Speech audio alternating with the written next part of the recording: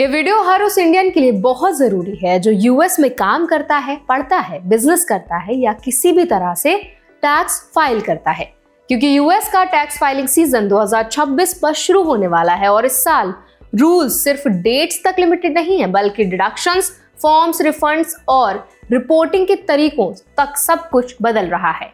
तो इस वीडियो में आज हम समझेंगे कि फाइलिंग कब से शुरू हो रही है, डेडलाइन क्या है, कौन कौन से नए रूल्स आए हैं, किन डिडक्शंस का फायदा मिल सकता है, कौन से फॉर्म्स इंडियंस को खास तौर पर ध्यान में रखने चाहिए और कैसे आप गलती से बच सकते हैं। तो चलिए फिर जल्दी से वीडियो को स्टार्ट करते हैं। हाय, मेरा नाम है वर्षा दुबे और आप मुझे देख रहे हैं एनबीटी टेक एड पर।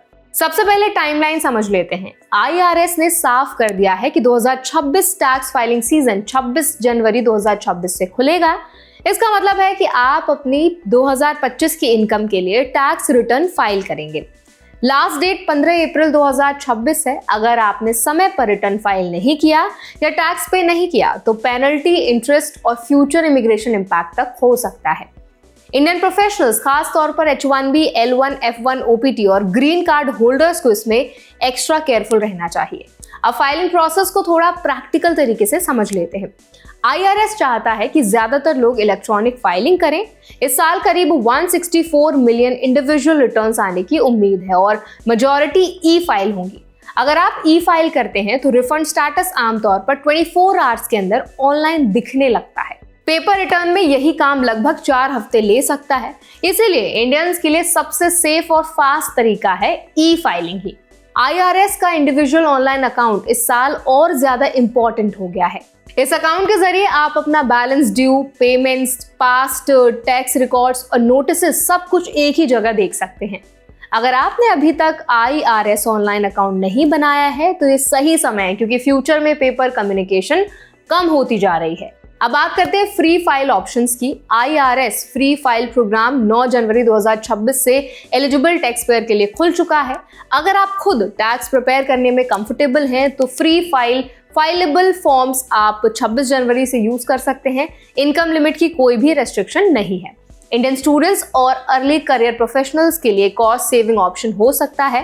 अब आते हैं इस साल के सबसे बड़े बदलाव पर, यानी वन बिग ब्यूटीफुल बिल के tax provisions.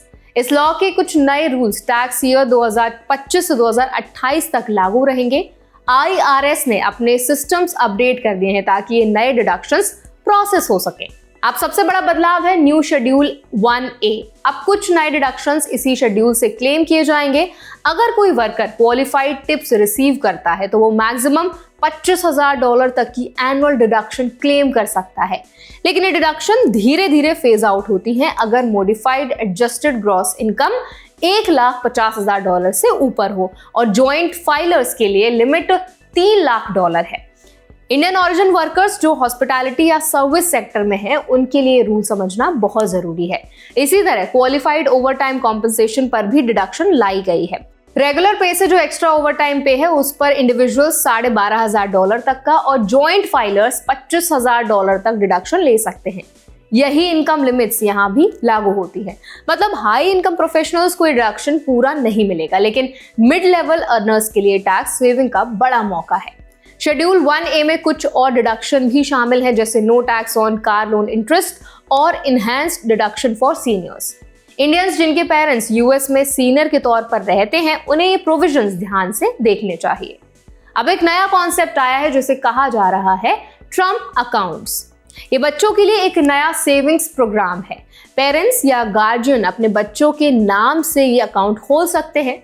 Enrolment 2025 tax filing के साथ शुरू होगा और कॉन्ट्रीब्यूशंस 4 जुलाई 2026 से एक्सेप्ट की जाएंगी। प्रोग्राम रोल आउट 5 जुलाई 2026 से होगा। इंडियन फैमिलीज जो लॉन्ग टर्म फाइनेंशियल प्लानिंग कर रहे हैं, उनके लिए ऑप्शन समझना बहुत ज्यादा जरूरी है, लेकिन डिटेल्स को केयरफुली पढ़ना भी बहुत इंपॉर्टेंट है। IRS एक और क्लियर मैसेज दे रहा है, बैंक अकाउंट ओपन करें। डायरेक्ट डिपॉजिट को स्ट्रांगली एनकरेज किया जा रहा है क्योंकि IRS धीरे धीरे paper refund cheques phase out कर रहा है। इंडियन टैक्स पेयर्स जो अब तक चेक्स पर डिपेंडेंट थे, उन्हें अब बैंक लिंकेज इंश्योर करनी पड़ेगी। अब फॉर्म्स की बात करते हैं तो इस साल कई लोगों को फॉर्म 1099K और फॉर्म 1099DA मिल सकता है। 1099K उन पेमेंट्स के लिए है जो क्रेडिट कार्ड्स, पेमेंट एप्स और ऑनलाइन मार्केट प्लेसेस से मिले हैं। फ्रीलांसर्स, कंटेंट क्रिएटर्स और साइड हसल्स करने वाले इंडियंस को इसमें एक्स्ट्रा केयरफुल रहना होगा। वहीं फॉर्म 1099DA डिजिटल एसेट से जुड़ा है। क्रिप्टो या डिजिटल एसेट ट्रांजैक्शंस करने वाले इंडियंस को ये इनकम रिपोर्ट करना अनिवार्य है, चाहे प्रॉफिट हो या फिर लॉस। टैक्स फाइलिंग के लिए प्रोफेशनल चुनते वक्त भी सावधानी बहुत जरूरी है। IRS ने साफ गाइडेंस दी है कि कैसे एथिकल टैक्स प्रिपेयर चुना जाए और स्कैम से कैसे बचा जाए। मिलिट्री मेंबर्स और कुछ वेटरन्स के लिए मिल टैक्स फ्री ऑप्शन है। इसके अलावा VITA और TCA प्रोग्राम्स एलिजिबल लोगों को no cost tax preparation offer करते हैं। तो आई होप ये वीडियो आपके लिए बहुत ज़्यादा हेल्पफुल रहा होगा। अगर ये वीडियो आपको अच्छा लगा हो तो इसको ज़रूर लाइक करें, शेयर करें। आपके मन में कोई सवाल है तो वो भी आप हमसे ज़रूर पूछें। ऐसे और भी अपडेट्स के लिए, वीडियोस के इन्फॉर्मेशन के लिए हमारे चैनल NBT Tech Ed को भी ज़रूर सब्सक्राइब करें।